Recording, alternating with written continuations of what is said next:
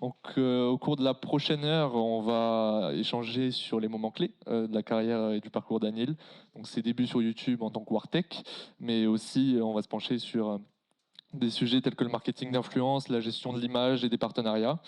Et nous vous donnerons ensuite la parole pour lui poser toutes vos questions.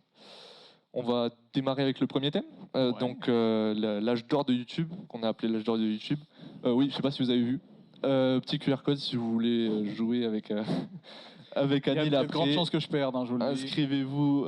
Donc n'hésitez pas. Ah, c'est Black Ops 3. Il m'a dit c'est Black Ops 3. Je crois que c'est Black Ops 3. J'ai arrêté Call of à Black Ops 3. Je crois que c'est Black Ops 3. J'ai jamais joué au jeu. Ah, je vous le jure.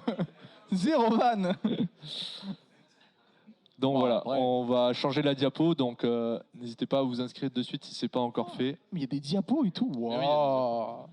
On est professionnel. C'est beau.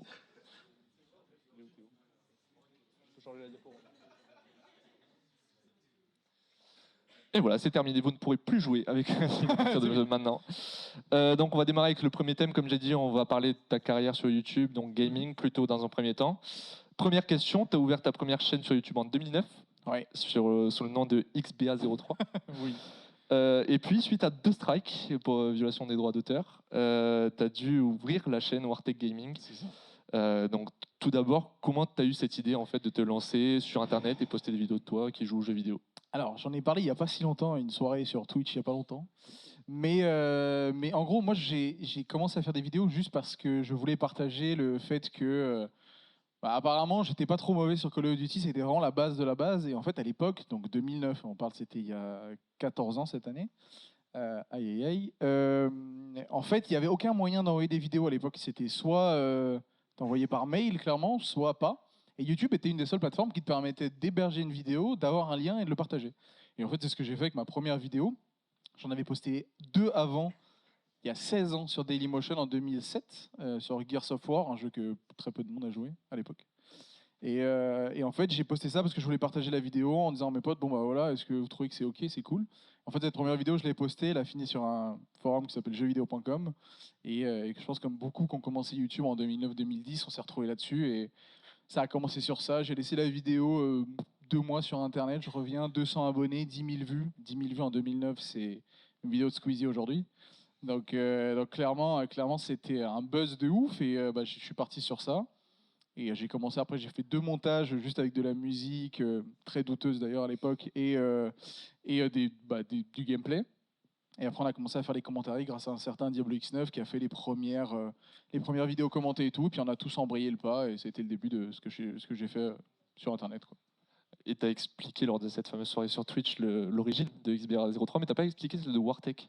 Alors Wartech, c'est assez simple. En fait, j'avais une team à l'époque qui s'appelait la Warnox. Donc c'était Warnox, guerrier de la nuit.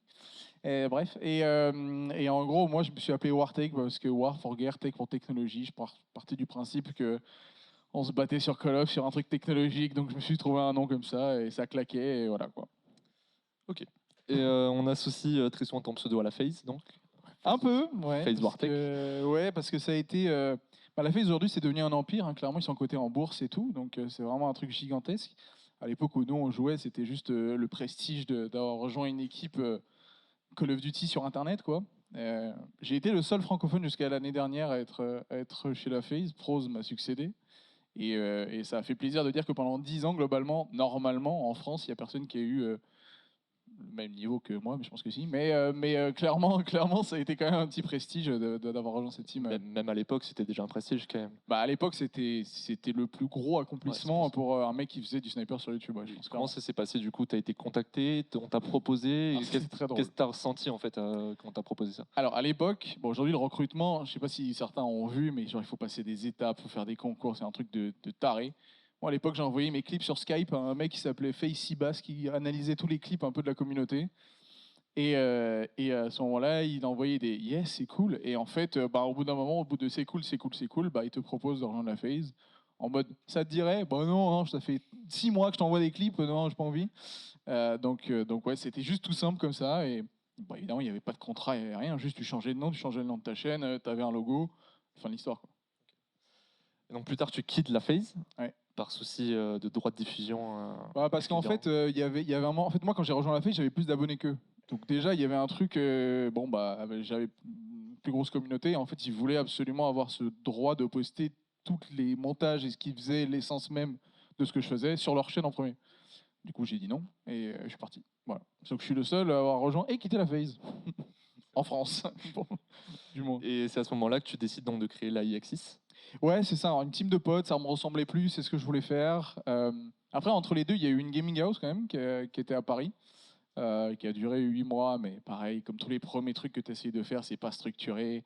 Tu essayes de faire un truc à l'arrache, on n'avait même pas la fibre. Pour vous donner un peu le décor du truc, on avait une gaming house à côté de Paris. En fait, c'était une maison, tout simplement. On était au sous-sol, et on avait des câbles Ethernet de 50 mètres qui allaient dans le salon avec 4 bornes comment ça s'appelle, les boîtiers, où tu mettais des cartes SIM dedans pour avoir de l'internet et on streamait avec ça. Tous les mois, il fallait les recharger parce qu'on n'avait pas assez de co. Et ça a duré 8 mois, on commençait à perdre du fric. J'ai fait, allez, fini. Voilà. Et donc c'est comme ça aussi que t'es venu l'idée de créer les sniping, donc cette compétition de sniper. Ouais, on a fait plein de trucs à l'époque. Ouais. Et en fait, je pense qu'il y avait plein de trucs qui ont cartonné et peut-être qui étaient un petit peu trop en avance par rapport à ce qui se faisait. Alors, les sniping, c'était plutôt adapté parce que c'était la grosse période des Certo, tous les tournois MLG, tous les trucs où on pensait que la compétition Call of Duty allait devenir un sport interplanétaire. Et en fait, l'e-sniping, ça cartonnait. Il y avait plus de joueurs qu'en Desserto en e-sniping. Et il y a eu des matchs sur les chaînes MLG américaines d'e-sniping. Donc, c'était vraiment un gigantesque truc qui a duré 1 an. Et après, le jeu est devenu à chier, donc ça s'est arrêté. C'est pas aucune autre explication. Ça aurait pu être un truc qui a perduré, qui aurait pu continuer, mais le jeu était plus adapté. Après, il y a eu Infinite Warfare, Advanced Warfare, c'était des jeux qui n'étaient pas du tout adaptés pour ça. Et voilà, donc du coup on a décidé d'arrêter. Vous êtes en retard, non, je rigole. Ouais, et du coup c'est toi qui es quand même à l'origine de ce mouvement e-sniping, non? Ah, totalement. Ouais, Ouais. enfin, ouais. En fait, si tu veux, je me suis dit, à l'époque, j'avais fait quelques matchs Desserto parce que je trouvais les règles cool. C'était différent que de jouer en ligne. Et moi, je jouais au snipe. Et en fait, je me suis dit, mais c'est trop dur pour un mec comme moi qui est au sniper d'avoir le bon timing, les bons trucs. Pourquoi on ferait pas juste tout le monde joue au snipe et on voit ce que ça donne? Ça a démarré sur ça et j'ai constitué une petite équipe. On a fait des logos, on a fait un site, on jouait sur des sites, c'est plus G2G, je crois que ça s'appelait, où tu t'inscrivais pour faire des tournois. Mais voilà quoi. G4G, non? Peut-être. G, ouais, j'y mets x2. Ouais. Ouais, et justement, c'était un peu cette période-là, fin de BO2, la genèse un peu des structures, etc. Il y a Gotaga et Ouais. Neo qui ont fondé Vitality à ce moment-là. Ouais. Est-ce que toi, ça t'est déjà passé par l'esprit en fait de monter ta structure, que ce soit sniper, même Desserto? Enfin, je sais pas si tu suivais un peu la compétition armes à ce moment-là, mais ça t'est jamais traversé l'esprit? Bah, en fait, non, pour 2 raisons. C'est que, en gros, moi j'ai fait les sniping, on a fait la GH et tout. Et pas longtemps après ça, j'ai arrêté Call of parce que je voyais un peu la tranche du jeu, on en parlera après, mais en gros, je me suis dit, il faut que je parte sur autre chose. Et en fait, si j'avais continué, je pense qu'à ce moment-là, j'y aurais pensé. J'aurais peut-être monté une structure, j'aurais peut-être monté un truc, mais vu qu'en fait, c'est le moment où je me suis arrêté et que Twitch a explosé et que en fait, le timing n'était pas bon pour concevoir et imaginer faire une team où j'aurais été le directeur, un peu comme a aujourd'hui Neo, Kameto, etc. Donc non, je suis passé à côté de ce truc-là, en tout cas à l'époque. Et à cette période de l'âge d'or de YouTube, un petit peu avec cette époque, comme tu l'as dit, Diablo X9, Monsieur le V12, etc., est-ce que tu te rendais vraiment compte de l'importance que tu as pu avoir et l'influence que tu as pu avoir sur les personnes qui te regardaient à cette époque-là? Parce que c'était bien sûr des plus petites communautés qu'aujourd'hui, Ouais. mais on était quand même beaucoup plus actifs, j'ai l'impression, aujourd'hui, enfin, avant qu'aujourd'hui, justement. Mais en fait, je m'en suis rendu compte ces dernières années. En fait, ce qui m'a choqué, c'est que, en fait, je pense qu'à ce moment-là, quand on faisait les vidéos, nous, on faisait tout ça par passion, hein, contrairement à beaucoup aujourd'hui. On faisait ça vraiment parce qu'on avait le plaisir de partager, voir les retours de la communauté, que les gens passent un bon moment devant les vidéos, etc. Et c'était l'essence même de tout ça. Et je pense qu'à aucun moment, moi je me rends compte aujourd'hui, donc ça fait 10 ans, 10 ans plus tard, voir ceux qui ont soit grandi et qui regardaient ça à l'époque, soit qui sont encore dans le truc, etc. Enfin, par exemple, moi j'ai rencontré, il y a eu le Z-Event l'année dernière, moi j'ai jamais participé, mais j'y suis allé et tout pour amener du matos pour quelqu'un, bref. Et Dash, par exemple, qui est le mec qui bosse avec Zerator, qui fait tous ses projets depuis 10 ans, il m'a dit, écoute, merci pour ce que tu as fait, je te suivais comme un taré, aujourd'hui il travaille là-dedans parce qu'il s'est passionné de ça grâce aux vidéos, quoi. Et ça a été vraiment un truc, de ouf parce que c'était très différent à l'époque et que ouais, 10 ans plus tard, je pense on se rend compte vraiment du monde qu'il y avait à cette époque-là. Je pense qu'1 million d'abonnés comme on avait nous en 2012-2013, c'était plus gros que des communautés de, bon, peut-être pas 10 millions, mais je veux dire, on s'entend quoi. Effectivement, ils étaient plus engagés, quoi. Et est-ce que tu as eu à un moment donné ce ras-le-bol, en fait, parce que ça correspondait plus au sniper, parce que le jeu commençait à tourner en rond un peu aussi, la communauté aussi, les sniping, comme tu as dit, c'était pas adapté, la compétition baissait aussi. Est-ce que tu as eu un ras-le-bol un petit peu de Call of Duty et tu t'es dit, voilà, j'ai envie d'autre chose, je joue à autre chose, faire autre chose Bah, il y a eu clairement un ras-le-bol parce que, bah, on le voit aujourd'hui, hein, le jeu est dans un état catastrophique même aujourd'hui. En fait, à l'époque, j'avais un peu flairé le truc et surtout, j'avais fait le tour, j'avais fait une espèce de veille en me disant, mais en fait, moi, je suis un mec qui fait des vidéos sur YouTube, sur Call of Duty, et je vais encore plus loin, je suis dans un truc spécifique, le sniper. Je me suis dit, si j'essaie pas de faire autre chose, ma carrière s'arrêtera là. Et on le voit aujourd'hui, des youtubeurs, alors il y en a qui ont réussi à rebondir grâce à Twitch, etc. Mais ceux qui ont commencé comme moi à l'époque, des noms qu'on avait cités à la soirée chez Gotha, il y en a plein qui ont arrêté ou qui peuvent plus en faire un métier. Et je me dis, si j'essaie pas de faire autre chose, je vais m'éteindre avec la popularité de Call of Duty. Et en fait, ce que j'ai fait, c'est que je me suis dit, bah, je vais partir sur l'opposé total. Alors, c'est quelque chose qui me plaisait déjà avant de jouer aux jeux vidéo, mais l'opposé total de ce qui était jouer, c'est voyager. Donc, en fait, je me suis dit, bah, je vais juste faire l'inverse, tenter d'aller chercher une nouvelle communauté.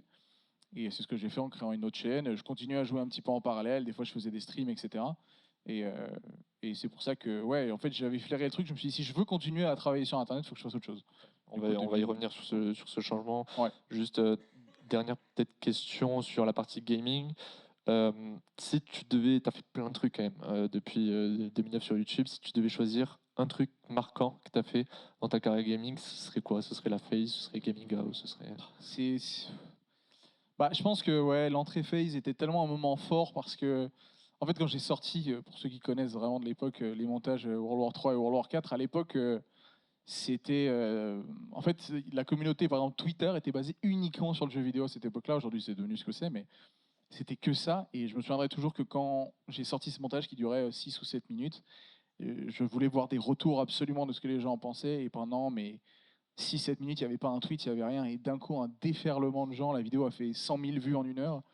Et c'était vraiment hallucinant. Et je pense que c'était ce moment-là où je me suis rendu compte de, OK, en fait, il y a vraiment, même pas tant un métier, mais il y a vraiment un truc où il y a une communauté qui est là, qui est présente. Et c'était dingue. Et je pense que c'est un des moments les plus marquants, c'est ouais, les sorties de ces montages-là avec rejoindre la FaZe, ouais, évidemment. Ouais.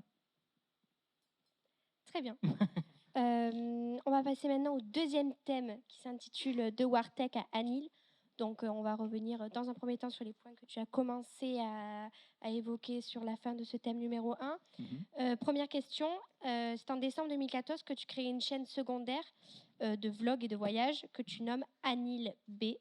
On voit ici la volonté de casser avec l'image du gamer et de dévoiler une toute nouvelle facette de ta personnalité. Est-ce qu'en plaçant ce projet à l'opposé du contenu que tu proposes habituellement, tu ne crains pas que ta communauté ne te suive pas?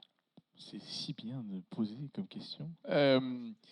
Alors, ça a été un risque, ouais. En fait, il y a plein de gens qui m'ont dit, mais t'es taré, tu laisses une chaîne d'1,4 million pour partir sur quelque chose de nouveau, c'est un peu... bon, c'est très risqué, quoi. Et en fait, j'ai pris le risque parce que, déjà, à l'époque où j'ai créé cette chaîne, aucun mec faisait du vlog. C'était dédié à des youtubeuses, globalement, qui faisaient du vlog. Et je me suis dit, bah, pourquoi pas essayer? Et en fait, avec ça, en fait, ce qui a fait que j'ai pérennisé des gens, c'est que j'ai fait 200 vlogs d'affilée, donc 200 jours d'affilée. Et en fait, bah, les gens ont trouvé que c'était comme un espèce d'épisode. Alors moi, j'avais une vie qui était basée uniquement sur le fait de filmer, monter, manger, dormir. Mais c'était un truc qui a fait que j'ai eu 500 000 abonnés en 6 mois. Et je me suis dit, bah voilà, ok, il y a une communauté là-dessus. Au bout d'un moment, la quantité était... bah, ça devenait fatigant parce qu'il y a des jours, il fallait que j'invente des trucs pour pouvoir faire des vidéos. Et je voulais pas en arriver là. Et du coup, je me suis dit, bah, j'ai envie de faire du voyage. Et, euh, et en fait, bah, j'ai arrêté de faire du vlog pur et dur. J'ai commencé à faire des vidéos un peu urbex, exploration. C'était un peu la mode aussi à l'époque. Et ouais, en fait, ce qui a fait que, c'est que j'ai testé plein de trucs à travers, que ce soit le gaming ou après le voyage. Mais en fait, il y avait des tendances. À des moments, je me suis greffé dessus. Des fois, j'ai tenté de créer des trucs. Et je pense que c'est ça qui a fait que. Mais ouais, beaucoup de monde m'ont dit, tu n'arriveras jamais à monter un autre truc à l'opposé total de ce que tu as fait. Et avec l'explosion d'Instagram au même moment, avec le développement du vlog, ça a été le bon moment, quoi. Du coup, revenons sur sur la communauté de cette chaîne. Est-ce que c'est vraiment la même que sur Wartech Gaming? Pas du tout. Rien à voir. Quelle Wartech Gaming, c'est 92% de mecs, évidemment, qui ont maintenant tous plus de 25 balais, c'est sûr. Et sur la chaîne, l'autre, c'était du 50-50. J'avais, je crois, vraiment 41 de filles et 49 de mecs, donc plus de filles sur cette chaîne. Bah, parce que je pense que le voyage, dans un certain point, ça intéresse tout le monde, peut-être plus une communauté du coup féminine aussi. Et moi, ce que je me suis rendu compte quand j'ai écrit mon livre et sorti mon livre en 2019, j'avais que des couples qui venaient me voir aux dédicaces en mode où est-ce qu'on peut partir en couple. Et en fait, ça a été un peu ce truc-là, je pense, qui a joué. Et avec Instagram, les photos de voyage, etc., ça intéressait aussi garçons, filles, tout âge. Donc, mais c'était, ouais. Par contre, ça a toujours été la même tranche d'âge. Ça a été toujours des gens qui ont au moins plus de 24 ans, quoi. Ça a toujours été une communauté plus âgée. D'accord. Il y a un tournant sur cette chaîne, voire même dans le parcours global sur YouTube. C'est cette vidéo qui est le reportage sur Tchernobyl. Oui. Comment l'idée t'est venue de tourner dans ce lieu si peu visité et qu'est-ce que ce... Il manque la question. Comment Et ça a qu'est-ce pu que se j'en faire ai que ça pensé puisse faire, pardon. Ouais, non, pas de souci. En fait, pourquoi Tchernobyl? Alors là, il y a une accroche par rapport à Call of Duty aussi. Pour ceux qui ont joué à Call of Duty 4, il y a une grande partie de l'histoire qui se passe à Tchernobyl. Moi, tous les trucs un petit peu mystérieux, fantastiques, bon, c'est pas fantastique, hein, mais un peu mystérieux, je dirais, comme Tchernobyl, comme certaines des trucs qui sont inexpliqués dans le monde, ça m'a toujours intéressé. Et Tchernobyl, ça a toujours été, moi qui ai fait de l'urbex, un peu un endroit totalement insolite et complètement délirant d'une catastrophe naturelle, nucléaire d'il y a 30 ans. Et je me suis dit, mais déjà, première question, c'est est-ce que je peux y aller? C'est ce que je me suis demandé. Deuxième, est-ce que je vais mourir? On m'a dit que non. On m'a dit qu'il y avait carrément des bus tours qui étaient organisés, que c'était quelque chose de normal d'aller voir Tchernobyl. Je me suis dit, bah, je vais faire une vidéo reportage là-dessus. Parce que je voulais. En fait, je me cherchais un peu à ce moment-là et je me suis dit, bah, j'avais commencé à faire de l'urbex. Est-ce que je pars sur des vidéos encore vlog voyage? Est-ce que je tourne sur autre chose? Et je trouvais que le format reportage était intéressant. Et du coup, Tchernobyl était une destination qui était complètement délirante à expliquer. Et à y aller sur place, c'était à la fois dangereux et à la fois incroyable. Donc, ça a été un peu. Je m'attendais pas du tout à ce que la vidéo marche autant. Et ça a cartonné. Surtout, il y en a d'autres qui en avaient fait, je crois, avant moi aussi sur Tchernobyl. Mais ça a cartonné et ça a marqué un peu le truc. Mais étonnamment, j'en ai plus fait de ce style-là après, parce que. Enfin, si, mais c'était pas exactement format reportage. Parce que j'ai pas trouvé d'autres trucs à aller voir. Je pense qu'il y avait plein de trucs, mais après il y a eu aussi d'autres youtubeurs qui ont fait aussi un peu le même truc. Le Grand JD qui a sorti une vidéo sur Fukushima un peu en même temps que moi. Il y en a d'autres qui s'étaient basés sur ces reportages un peu différents. Et Tchernobyl a été une super vidéo que je pense que c'est une des meilleures de ma chaîne aujourd'hui. Que des fois, bon, je regarde pas, mais on me parle très très souvent de cette vidéo. Ouais. Donc, vu que cette vidéo a cartonné, c'est l'une de tes plus grandes réalisations, forcément. Est-ce que c'est celle dont tu es le plus fier? C'est compliqué. Oui, parce qu'elle a vraiment plu aux gens et que je sais que. Bah, d'ailleurs, elle a pris pas mal de vues quand la série est sortie sur HBO, la Tchernobyl. Les gens sont allés regarder un petit peu ce qui a été fait sur YouTube et j'ai pris pas mal de vues à ce moment-là. Il y a ça, et il y a mon projet des 7 merveilles aussi, duquel je suis le plus fier parce que c'était quand même un énorme projet. Mais ça a eu moins d'impact, donc ça se vaut un peu. Mais la vidéo de Tchernobyl, c'est moi qui l'ai montée entièrement, donc ouais, j'étais plutôt content de cette réalisation. Ouais. Donc, pour aller un petit peu plus dans le vif du sujet, qu'est-ce que tu as appris de plus sur place? Quelle était l'atmosphère? Est-ce que tu peux nous en dire un petit peu plus? Ah bah qu'il n'y a plus rien. Il y a plus rien. C'est un endroit qui est dangereux réellement. Pour vous donner une anecdote, on le voit dans la vidéo, mais en gros la radioactivité se mesure avec un compteur Geiger et à Tchernobyl, les petites mousses d'herbe qu'il y a par terre, qui sont de la mousse hein, littéralement, sont plus nocives que 50 allers-retours New York-Paris en termes de radioactivité. Donc c'est un endroit où tu vas pas là-bas pour faire un pique-nique, mais c'est un endroit qui est fascinant parce que bah, ça montre l'erreur humaine et moi j'ai kiffé y aller. Mais après sur place j'ai rien appris de spécial, à part ne touche pas la mousse. Voilà, c'est tout. C'est tout. D'accord. Est-ce que cela t'a donné envie de faire d'autres formats dans ce genre, comme Seb le fait un petit peu aujourd'hui? Oui et non. Oui, j'aurais aimé, ou non, parce que c'est des productions qui coûtent de l'argent et qui concrètement, il fallait trouver les sujets pour les faire, etc. Et on voit un Seb ou le Grand JD sortent des vidéos très ponctuellement sur des gros sujets parce que ça coûte de l'argent et qu'il faut de la production. Et non, en fait, j'ai voulu faire ça, mais j'ai voulu continuer à développer la chaîne, donc je me suis plus tourné vers le voyage que vers le reportage pur et dur. même si sur les 7 merveilles, c'était un peu un effet reportage historique et tout, mais non, aussi gros que celui-là, non. Parce que ça m'a vraiment... 6 mois d'organisation, on était 3 à filmer, il y avait une traductrice, un conducteur, un militaire, parce que c'est obligatoire à Tchernobyl, armé évidemment. Trouver un hôtel à Tchernobyl, donc ça a été, parce que j'ai dormi sur place, ça a été vraiment, c'est vraiment un travail colossal pour ça, donc non, je me suis plus tourné vers du vlog voyage qui me correspondait un peu plus. D'accord, donc cette vidéo est un gros projet. Nous allons y venir sur un autre de tes gros projets, l'un des plus importants de ta carrière d'ailleurs, la visite des 7 merveilles du monde en un an. Comment te vient l'idée à ce moment-là? Alors, l'idée, en fait, je me suis dit, alors autant sur la carrière gaming, j'ai essayé de marquer le coup avec plein de projets, des vidéos, des montages, tout ça.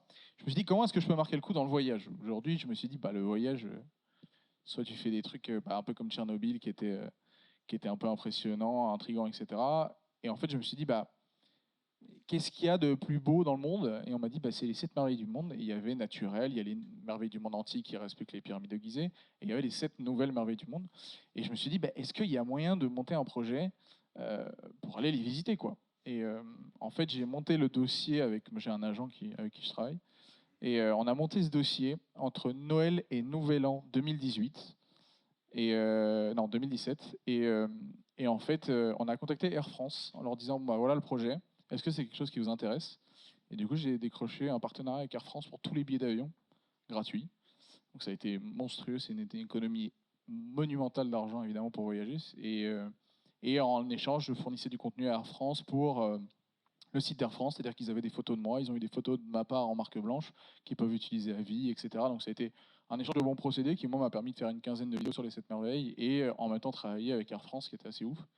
Et, voilà, c'est comme ça que le projet s'est fait. Et puis après, j'ai voyagé 7 mois en tout sur l'année 2018 pour réaliser les vidéos. Au début, c'est moi qui montais. Après, j'ai été débordé parce que j'enchaînais les voyages à 1 ou 2 semaines d'intervalle. Il y avait 2 vidéos à faire à chaque fois et c'était plus possible. Donc j'ai très souvent délégué le montage et après, on a fini, on a bouclé le tout en un an. Donc c'était très très cool.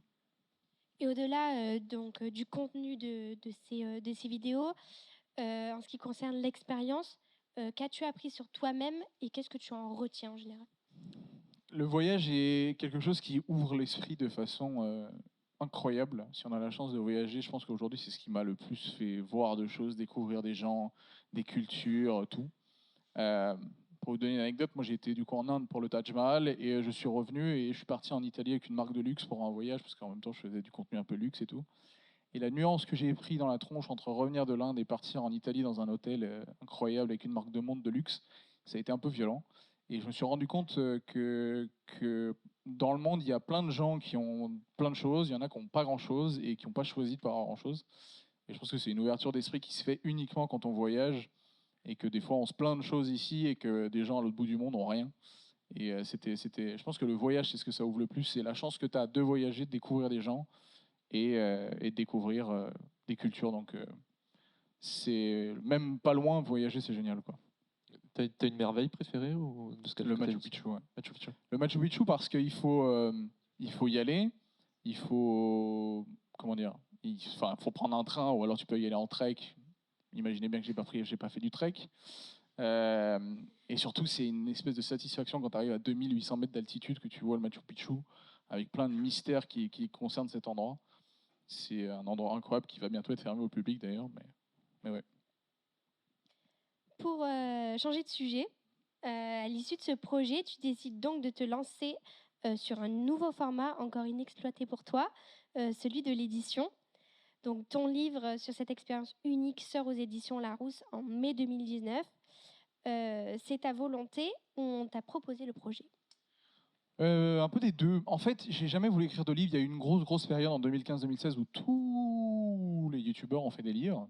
De un, parce qu'ils ont compris que ça rapportait du fric, et de deux, parce que les maisons d'édition ont compris que ça rapportait du fric.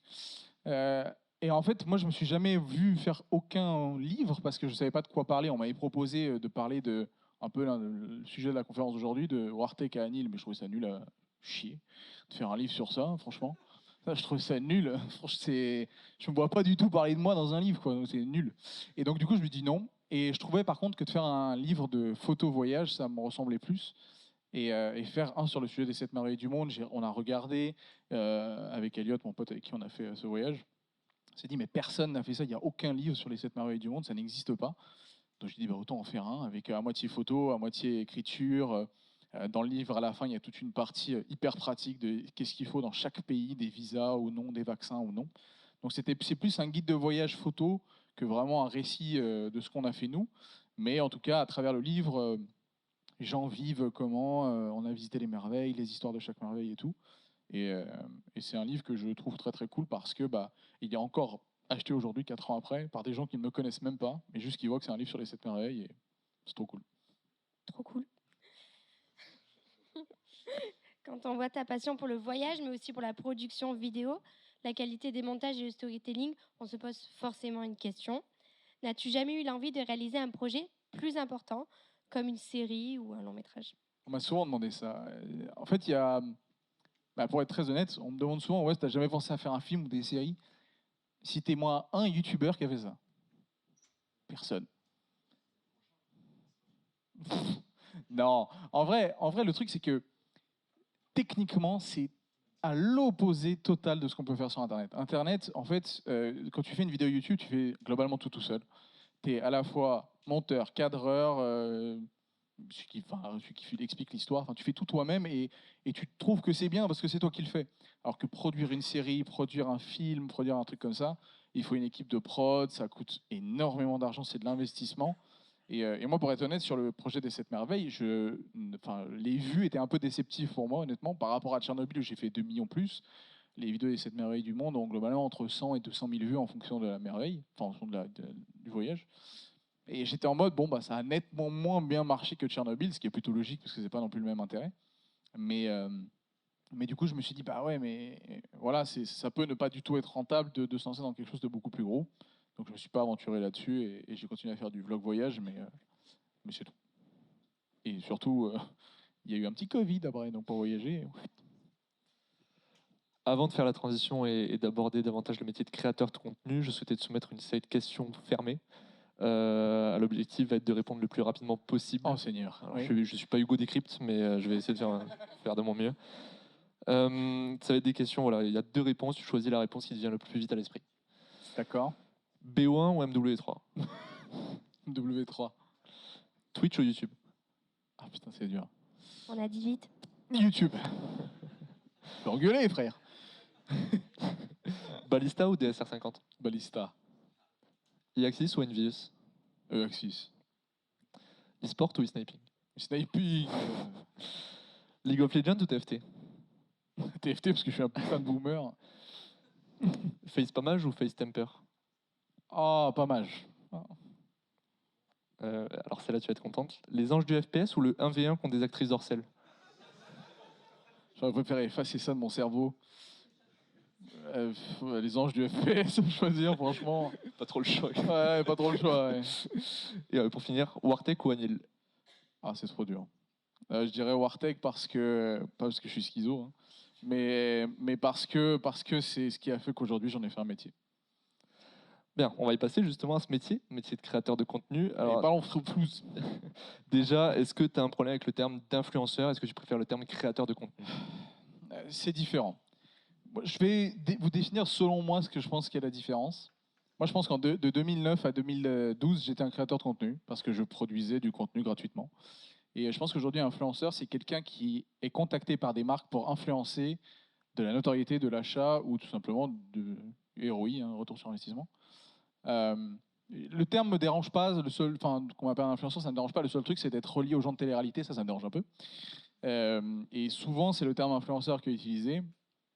Mais j'estime que faire des stories sur Insta et produire une vidéo à Tchernobyl, c'est pas le même travail. Donc, je pense que créateur de contenu, selon moi, il faut quand même un engagement et un travail qui est plus balèze que juste faire des stories. Le terme met plus en valeur aussi. Ouais, voilà, c'est ça.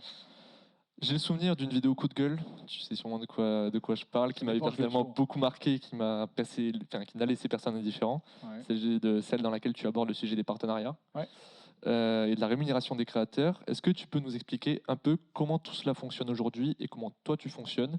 Et par exemple, est-ce que tu as une équipe qui s'occupe de ces partenariats derrière toi et qui c'est qui t'entoure en général, quoi? Alors, moi, j'ai toujours eu des agents indépendants. Peut-être que vous avez entendu parler à travers Internet ou autre des agences type Webedia et choses comme ça. En fait, c'est des agences qui ont ce qu'on appelle des talent managers, donc des agents qui gèrent des influenceurs, des youtubeurs, des créateurs de contenu.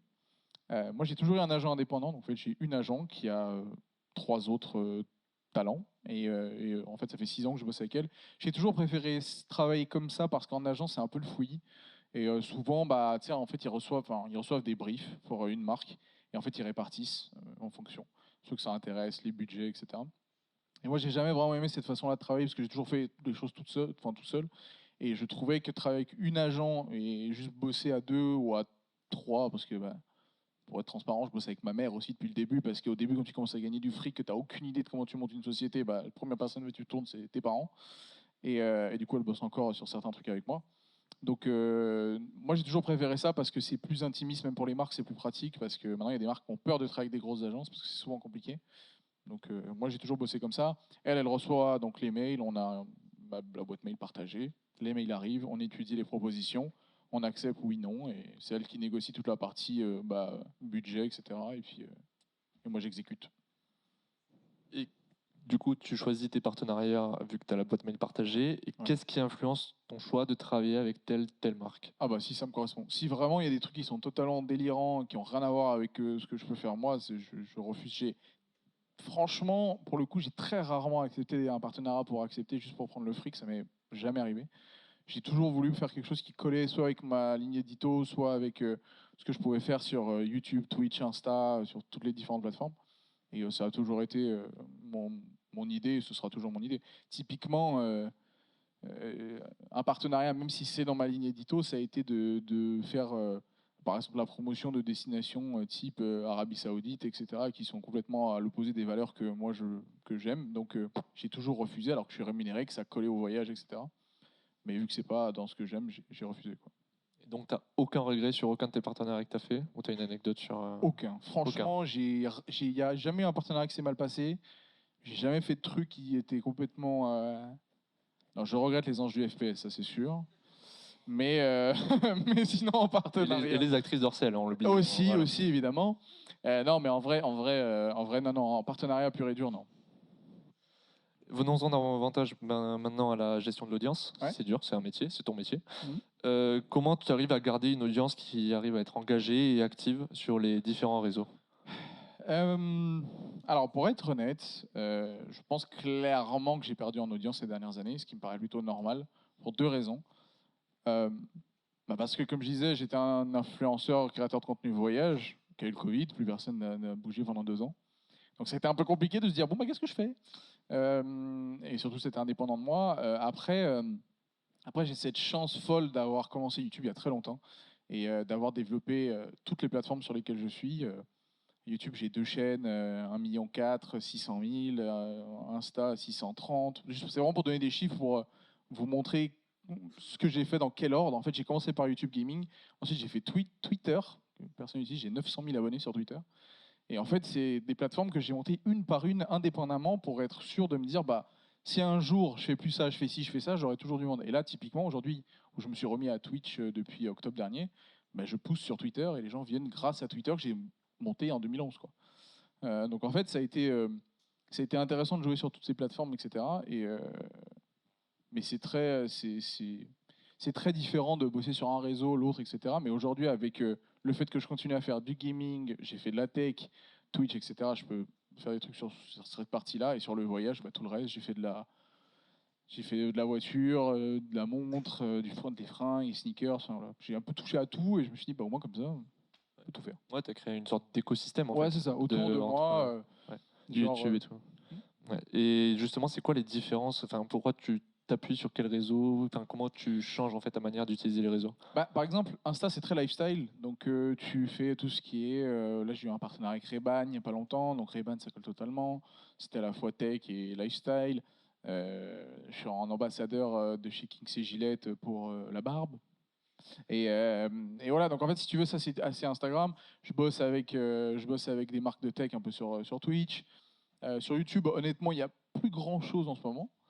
Et, mais en fait, bon, YouTube pour moi, enfin, honnêtement, c'est devenu, bon, je change un peu de sujet, mais c'est devenu une plateforme qui est un peu morte parce que j'ai l'impression que sur YouTube, soit tu fais des giga contenus et c'est des giga vidéos avec des prods à des milliers d'euros, soit des petites vidéos niches, mais entre deux, il y a pas grande place pour grand chose. Donc YouTube est devenu une plateforme qui, selon moi, est moins appropriée pour moi aujourd'hui. Malheureusement, c'est TikTok, Insta, Short, et c'est que ça, et surtout pour du voyage. Donc c'est un peu plus compliqué, mais ouais, je suis un peu en réflexion en ce moment de comment est-ce que le voyage va être transformé sur mes différents réseaux, quoi. Dans le temps, tu faisais beaucoup de collaborations avec d'autres créateurs. Donc, on a vu Monsieur le V12, Squeezie, Diablo X9, Gotaga très récemment encore, et Makai Cup aussi, quand tu étais Ouais, plus sur c'est la vrai. partie lifestyle. Mhm. On te voit maintenant davantage solo dans tes lives. Est-ce que c'est un choix et est-ce que tu aimerais relancer un petit peu ces collaborations avec d'autres Alors, créateurs?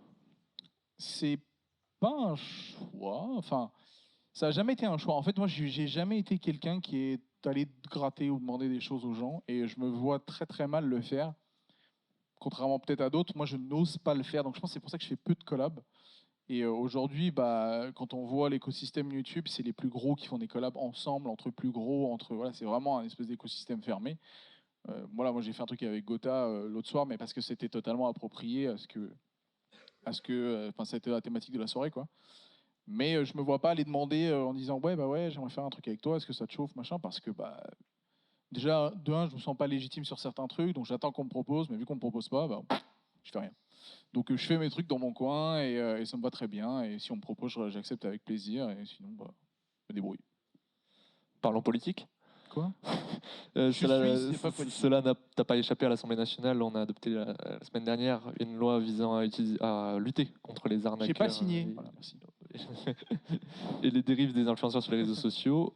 Cette dernière a fait débat, notamment par la tribune qui est parue dans le JDD, signée par de grandes personnalités qui n'avaient finalement pas lu Ah, cette mais, tribune. ouais. Donc, première question, enfin, seule question d'ailleurs, doit-on encadrer finalement la profession d'influenceur, créateur de contenu?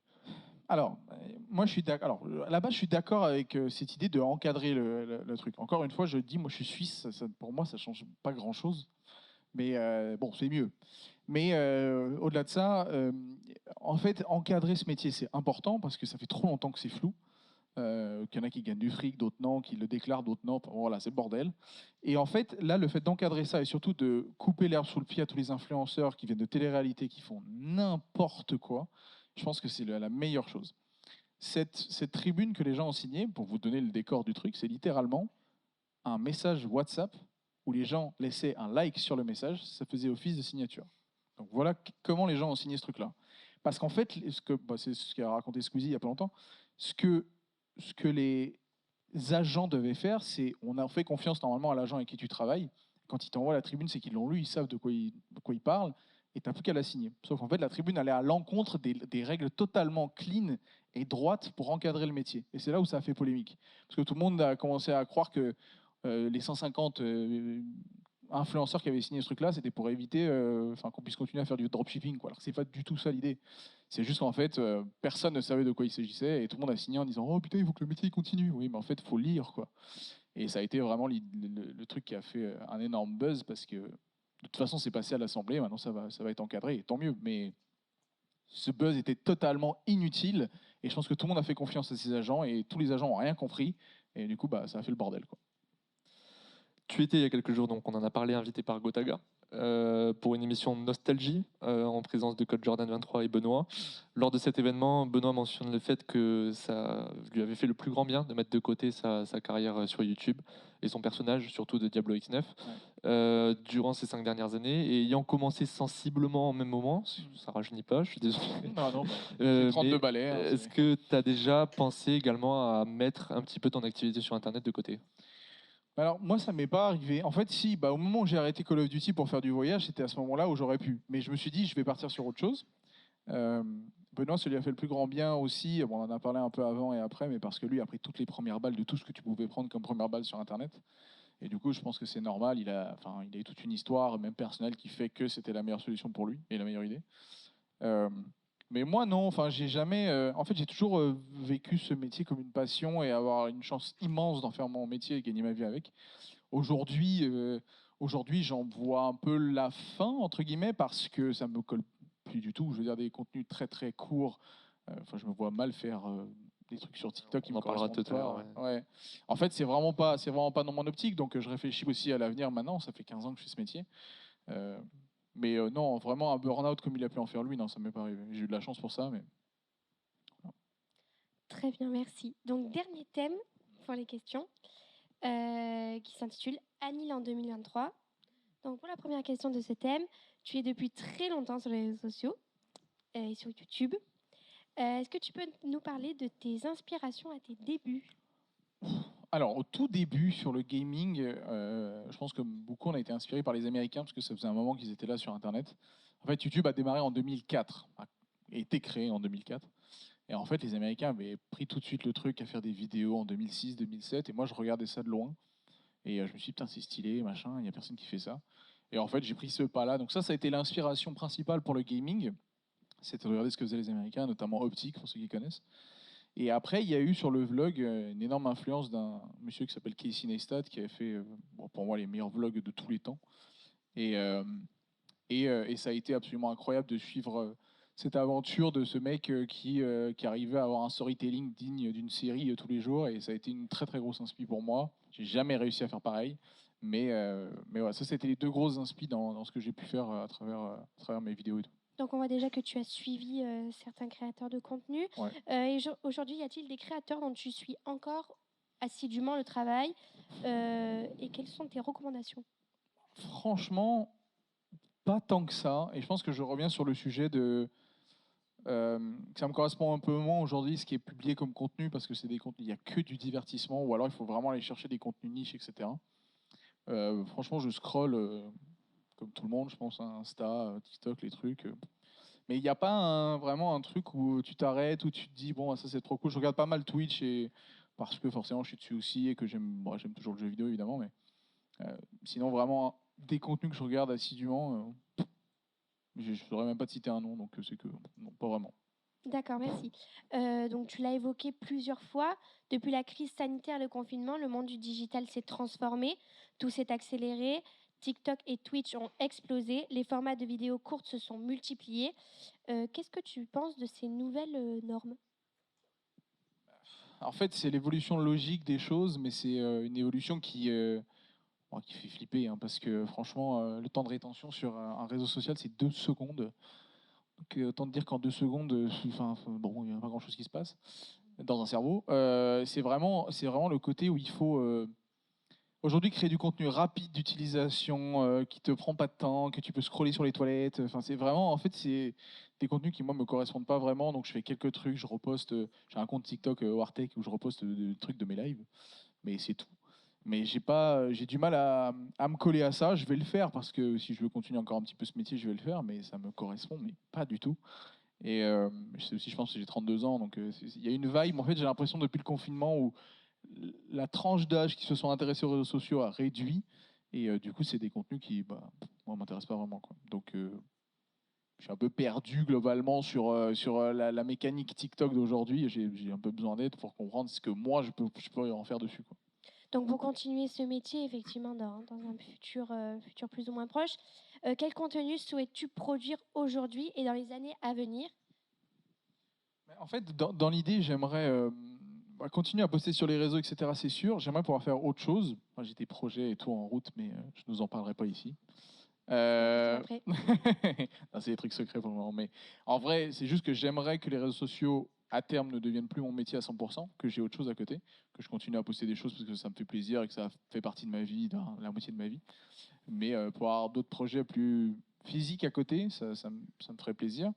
Et continuer à faire quelques trucs, continuer à streamer un petit peu sur Twitch parce que ça me fait kiffer. Et voilà, mais après, voilà, je continue à poster du contenu. Des vidéos voyage, j'en ai d'autres qui arrivent.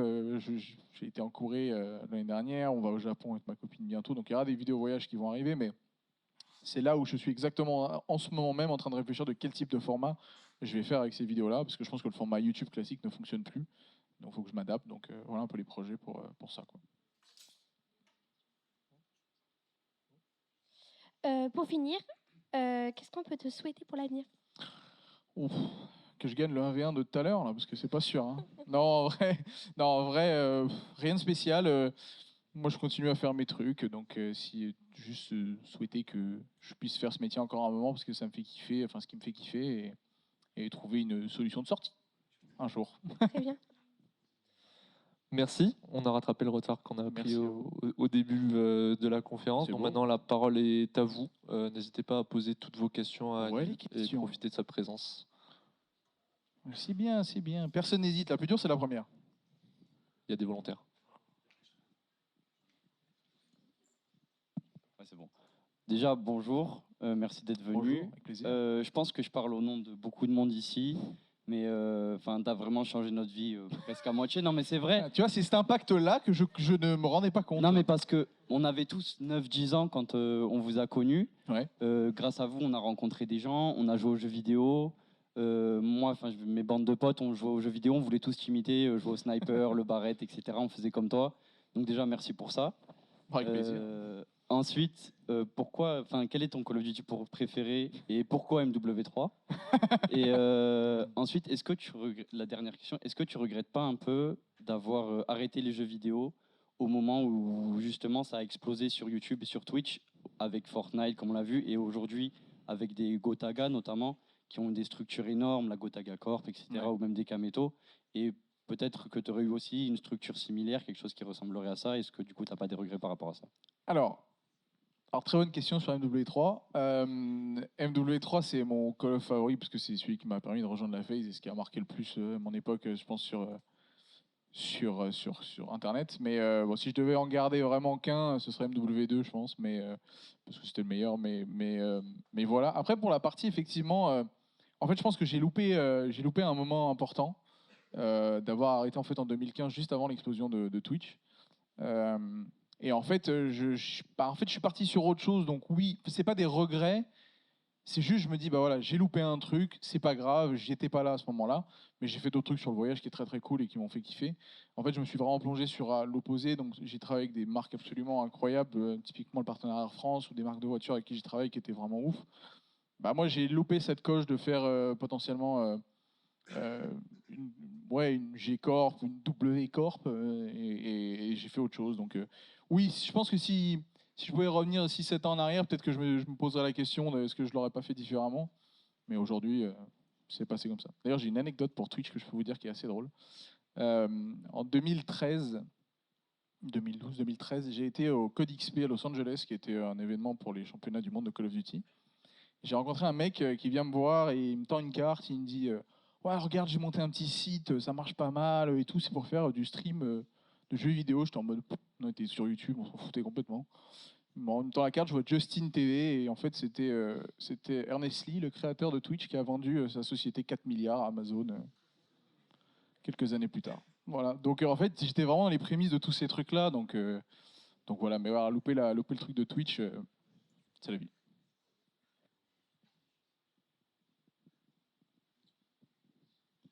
Bonjour, et je rejoins mon collègue devant. Merci pour ces années, cette jeunesse. C'est ma revanche sur la vie. Tu étais venu en rencontre abonnée à Metz il y a 10 ans. J'avais pas pu venir. Oui, Voilà. oui, c'est vrai. Et bah voilà, c'est bon, c'est le bonjour.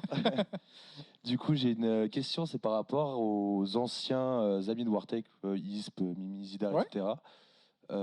Qu'est-ce qui deviennent, est-ce qu'ils t'ont suivi dans ta vie ou est-ce qu'ils travaillent avec toi voilà. Alors, c'est très drôle parce que Zidar, j'ai bouffé avec lui tout à l'heure, parce qu'il habite à Marseille. Donc, très drôle. ISP, c'est Elliot, que je mentionnais tout à l'heure, qui a fait les 7 merveilles du monde avec moi. En fait, lui, on vivait ensemble à la Gaming House, ça a été toujours un mec hyper assidu, il était toujours à l'heure pour les streams, il sortait jusqu'à 7h du mat en boîte, à 9h il était en stream avec les yeux rouges, morts, mais il était là. Et il a toujours été hyper assidu dans ce qu'il faisait, et en fait, il a arrêté le gaming avant moi, il est devenu photographe. Aujourd'hui, il est photographe d'événements, c'est le photographe officiel de Kameto, de Gotaga, etc. Et en fait, avec lui, on a fait les 7 merveilles du monde, donc on a continué à bosser ensemble. Et c'est aujourd'hui mon meilleur pote et futur témoin. Donc oui, on a continué un bout de vie ensemble. Et après, pour Rambo, lui a arrêté globalement le gaming, il fait d'autres trucs.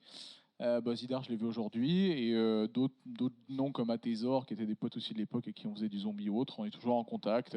En fait, c'est des amis que j'ai jamais perdu de vue depuis 12 ans. Enfin, de vue, d'oreille du moins sur Discord, mais ça restait toujours des potes, donc voilà ce qu'ils sont devenus. Zidar stream encore sur Call of quand il sort à chaque fois, mais voilà.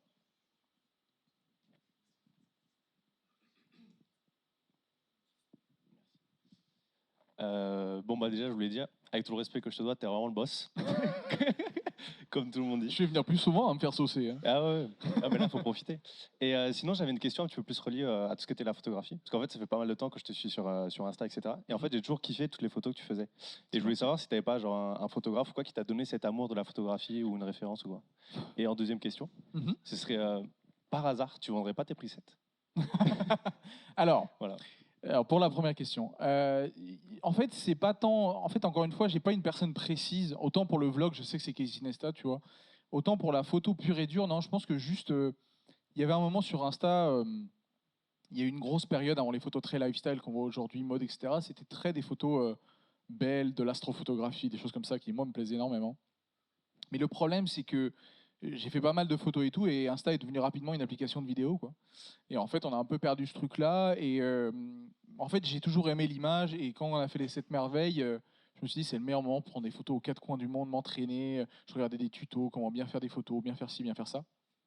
Et ça a été un peu ça, l'inspi de tout ça. C'était juste de voyager et me dire, bah, je vais regarder des tutos, comment est-ce que les gens font des belles photos. Et je me suis inspiré de ça.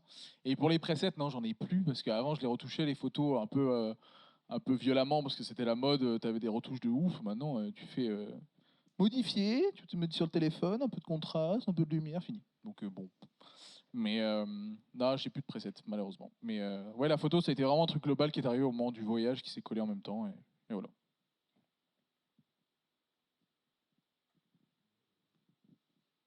Bonjour Anil, donc même question, je suis aussi de la communauté photo. Ouais. Et c'est vrai que je suis assez surpris de voir que vous êtes éloigné de la photo parce que Ouais. aujourd'hui on n'en retrouve plus trop, on trouve plutôt du contenu avec Roman, du contenu voyage. Mais c'est dommage parce que vraiment moi je viens de la commune donc photo, j'adore les montres, les voitures et donc vraiment vous avez été vraiment pour moi un exemple. C'est gentil. On s'est peut-être presque même infiltré dans cette école pour venir vous voir et normalement on ne peut pas le dire aux autres. Il faut appeler la sécu. Et je ne peux pas dire déçu, mais c'est dommage que vous ayez quitté ce monde de la photo. Et pourquoi ne pas y revenir, même si c'est vrai que la visibilité maintenant sur les réseaux sociaux, c'est vraiment du Reels, C'est ça. etc. Mais la communauté photo, je veux dire, je pense qu'elle est encore là derrière vous. Et on a vraiment rêvé, moi petit, j'avais peut-être 10, 11, 12 ans.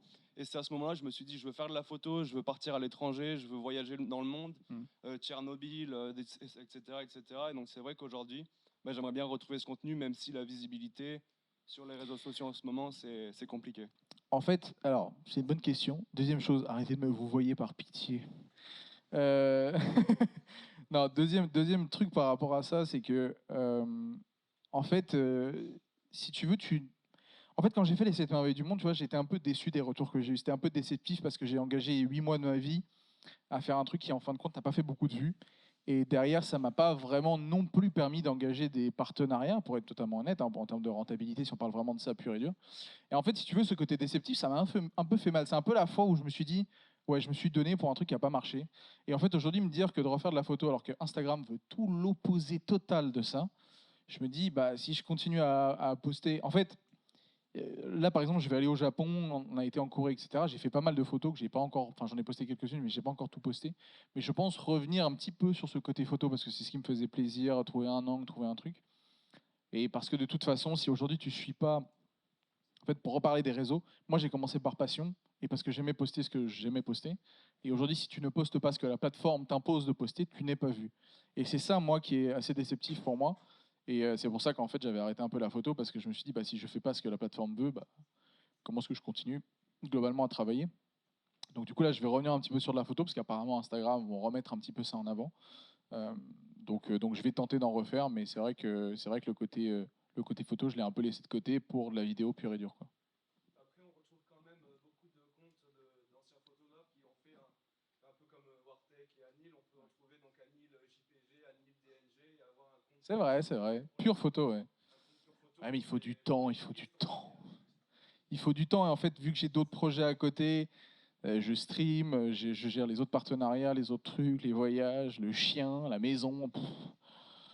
Voilà quoi. Mais oui, tu vois, franchement, j'aurais eu plus de temps, je l'aurais fait. Mais fait, le problème, c'est qu'aujourd'hui, globalement, c'est une question de rentabilité. Est-ce que le temps engagé, tu vois, là, je te donne un petit avant-première, entre guillemets, je donne à tous de ce que je vais faire. Là, je vais créer un compte TikTok entièrement dédié au voyage et à la photo. Enfin, surtout globalement vidéo, parce que c'est TikTok.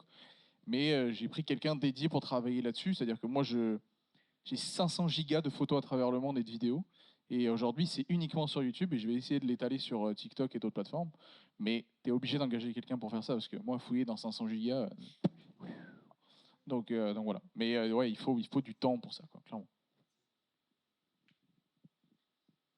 Oh, une fille. Bonjour. Coucou Anil, merci d'être venu et puis merci Plaisir. aussi à Clepsyd pour toute cette organisation. Donc j'ai une petite question concernant la nostalgie, on va dire, par rapport à ta vie d'avant et le statut que tu as acquis aujourd'hui. Mhm. Comment dire, est-ce que tu arrives à tout gérer dans le sens où la vie d'avant, c'était pouvoir sortir au restaurant sans être dérangé, sans être pris en photo à ton insu, ou aussi passer du temps avec tes proches, etc. Est-ce qu'aujourd'hui, tu arrives à trouver un certain équilibre, ou est-ce qu'il y a quelques parties de ta vie d'avant qui te manquent un petit peu? Alors, c'est une très bonne question parce que je pense qu'avant, c'était plus dur que maintenant. Parce qu'avant, j'étais globalement enfin, je dirais pas suivi, mais plus connu du moins. Et en fait, toute la période de 2012 à 2015, ça a été vraiment la grosse période pour moi, que ce soit autant privé, YouTube, tout ça, tout a été globalement mis en avant cette année-là. Je ne vous fais pas un dessin sur ce qui s'est passé, je pense que vous savez tous. Et ce moment-là était plus compliqué que les autres, parce que partout où on allait, c'était très compliqué. Tu pouvais pas faire tes courses tranquillement. Ça faisait globalement des émeutes un peu partout. Donc ça a été une période où tu te poses la question de est-ce que parler de ta vie privée sur Internet c'est intéressant? Et là tu réfléchis autrement. C'est pour ça que les choses comme on les fait aujourd'hui avec Roman, elles sont très différentes. Ça reste, enfin, on pose des choses de nous, mais ça reste très spécifique et on parle pas de tout et on ne montre pas tout. Donc c'est plus géré et cadré, je dirais. Mais, mais aujourd'hui, moi, c'est vrai que des fois, je me fais reconnaître dans la rue ou autre, mais les gens sont adorables. Tout le monde me dit j'ai grandi avec toi. C'est bizarre de dire que j'étais une nounou. Mais c'est vrai que non, aujourd'hui, je trouve ça hyper agréable parce que autant en 2012-2013, quand j'allais à une Paris Games Week, je me faisais sauter dessus par des gamins qui avaient 10 ans et c'était impossible de discuter. Autant aujourd'hui, c'est tous des gens qui ont plus de 25 ans et il y a des vraies discussions qui sont engagées. Donc moi, j'adore le moment dans lequel je suis maintenant. C'est de rencontrer des gens qui m'ont suivi à l'époque ou qui me suivent encore maintenant. Et c'est hyper agréable. Mais c'est vrai que ça, c'est un truc, je pense, pour certains, pour comparer avec d'autres très gros youtubeurs qui sont très en vogue en ce moment, c'est très compliqué à vivre parce que globalement, une rencontre abonnée, c'est la rue, quoi, quand tu es vraiment très connu. Et ça, c'est un truc qui est dur à gérer. Mais moi, j'ai jamais vraiment souffert de ce truc-là, parce qu'il y en a qui en souffrent vraiment. Mais moi, ça a toujours été des gens adorables, j'ai jamais eu de problème, donc j'ai eu de la chance pour ça, quoi.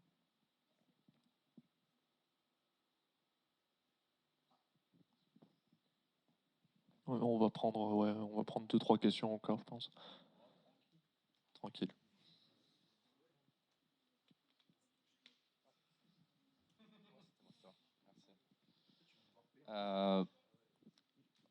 Bon, ouais, ici, ouais, Oui. pas de souci.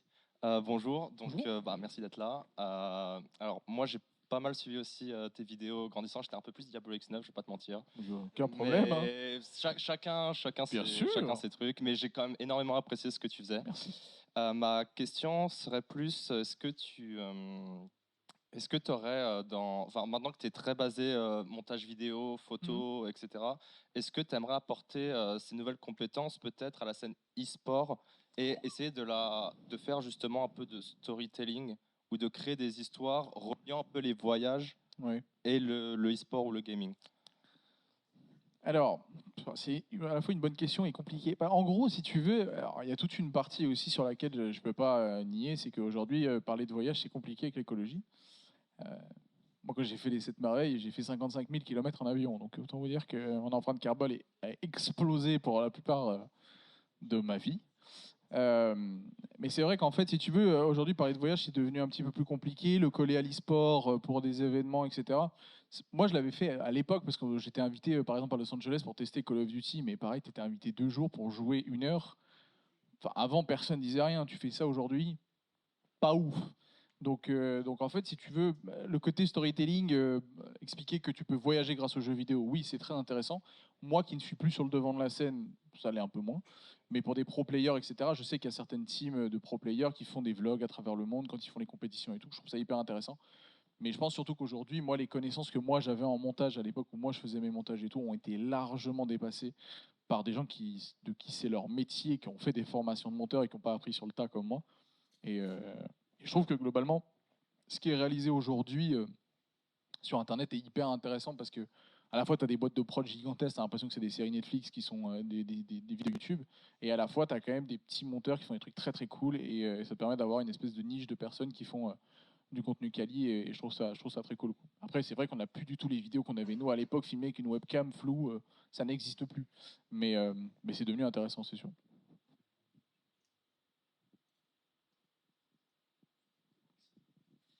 Salut Anil, enchanté. De même. J'avais 2 questions à te poser. La première, c'est de savoir en fait ce que tu penses de l'avenir de Call of Duty. Parce que c'est vrai qu'en ce moment, avec Warzone 2.0, j'ai vu que 80% est parti du Plus jeu. sa mère, oui. Voilà.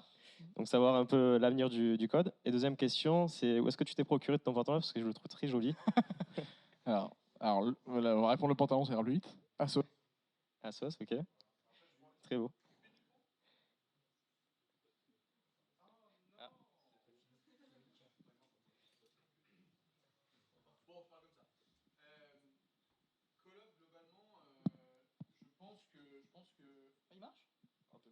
Ouais. Ah. Bon. Alors, pantalon Asos, mais je l'ai acheté il y a 3 ans, donc je sais pas si tu vas le trouver. Deuxième truc, Call of. En fait, bon, moi j'ai pas d'infos de plus que les autres, mais globalement, Call of Duty cette année est devenu une machine à fric plus qu'un vrai jeu. Et ça, j'ai beaucoup vu par contre des youtubeurs américains et tout qui disent que Activision aujourd'hui sait faire de l'argent mais ne sait plus faire un jeu. Et je pense que c'est très vrai. Sauf qu'en fait, la différence c'est que les puristes qui ont joué depuis le début, comme peut-être certains dans la salle, moi, d'autres youtubeurs, streamers, etc. En fait, on est perdu parce que c'est un jeu qui est dédié aux darons de 40 ans qui rentrent après le taf, qui font 3 parties, et puis c'est cool parce que c'est facile, quoi. Honnêtement, c'est ça, c'est à quoi ressemble le jeu aujourd'hui. Mais l'avenir de Call of, je pense que c'est une société qui mourra jamais parce qu'ils font 1 milliard en une semaine quand ils sortent le jeu. Donc de toute façon, c'est une giga entreprise.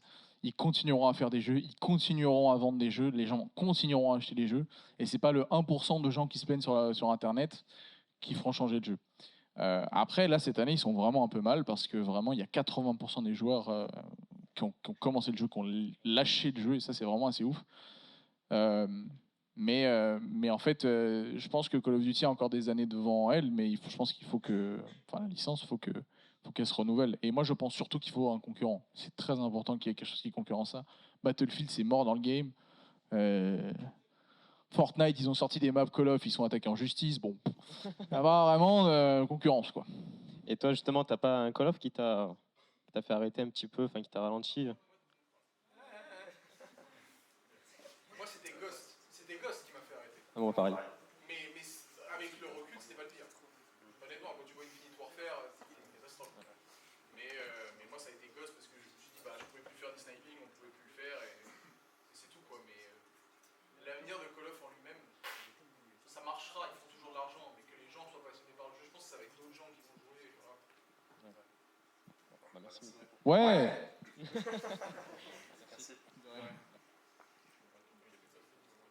Il y a plus. Allez. Salut Lille, tu m'entends? Oui. Ouais. Je tenais encore à te remercier parce que franchement, vraiment, ça fait trop bizarre de te voir ici.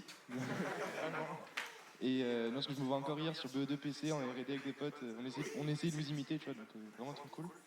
Et j'avais une question pour toi, c'était, tu as parlé de projets un peu plus physiques, et c'était pour savoir si tu allais les faire en vidéo ou si c'était plus privé. Et si tu pouvais nous en parler, quoi. Alors, en fait, pour le truc, pour ceux que vous savez certainement pas, moi j'ai un restaurant avec mes parents à Genève, moi je viens de Genève en Suisse. En fait, on a un restaurant là-bas, donc j'ai déjà entre guillemets un projet physique que je mets en avant grâce au réseau, parce que l'avantage d'avoir construit une communauté sur différents réseaux, c'est aujourd'hui de pouvoir l'avenir pour mettre en avant des nouveaux projets physiques. Donc, je pense que n'importe quel projet qui sortira dans l'avenir, on le verra sur les réseaux parce que c'est. Globalement, quand tu sors un projet physique, que ce soit un commerce ou autre, tu le pousses grâce à tes réseaux. Aujourd'hui, c'est ce que 95% des marques veulent faire, c'est avoir un Instagram puissant pour vendre à travers Internet et à travers du physique. Donc oui, n'importe quel... Merci. Merci.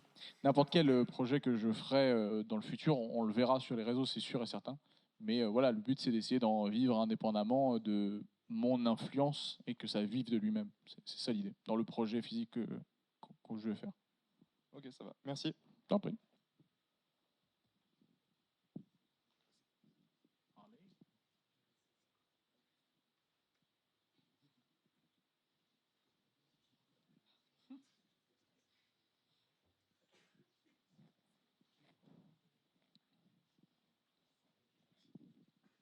Donc déjà, merci d'être venu, Anil. Mais de rien. Justement, même parfois, j'y repense moi-même.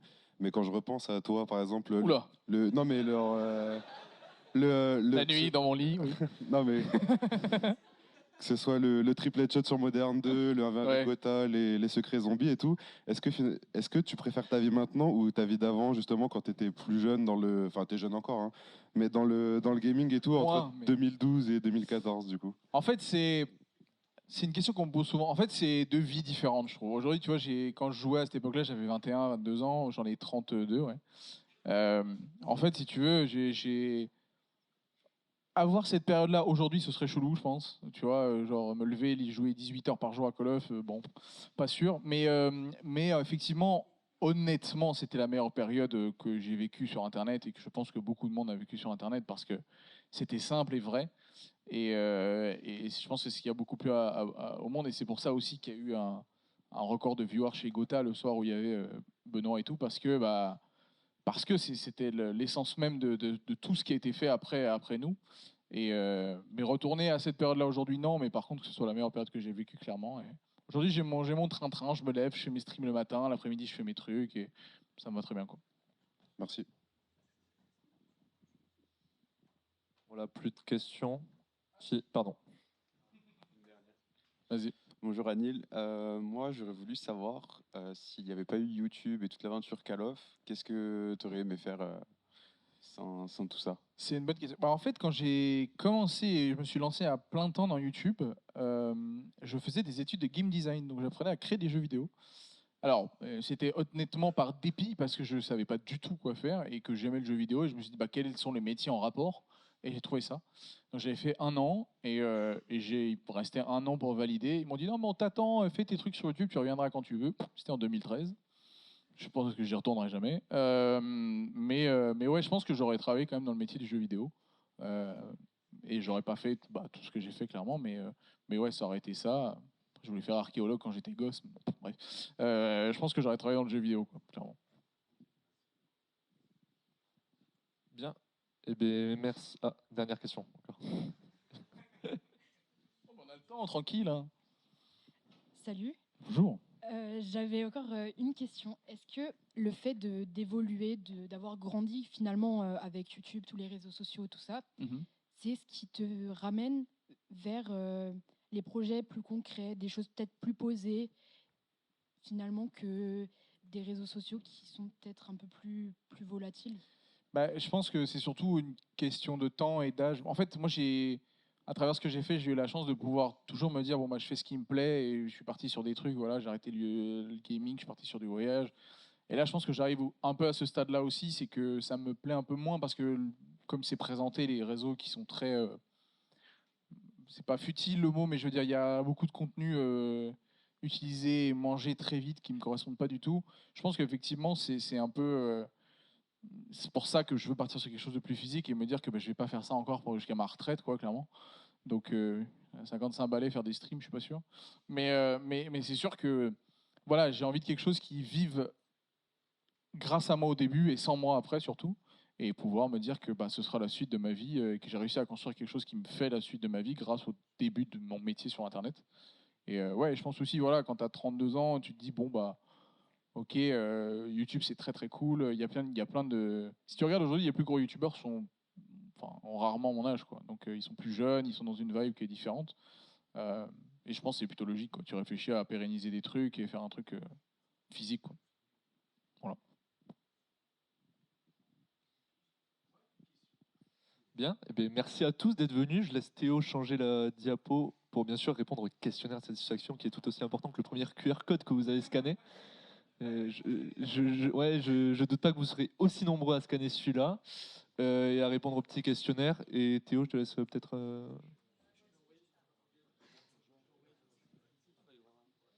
Mais on a aussi les résultats du premier questionnaire.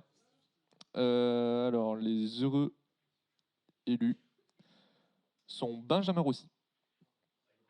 Il est en bas? Ah, il est au foyer déjà. Il s'échauffe. Et Jonathan Kerr. Voilà. Donc voilà.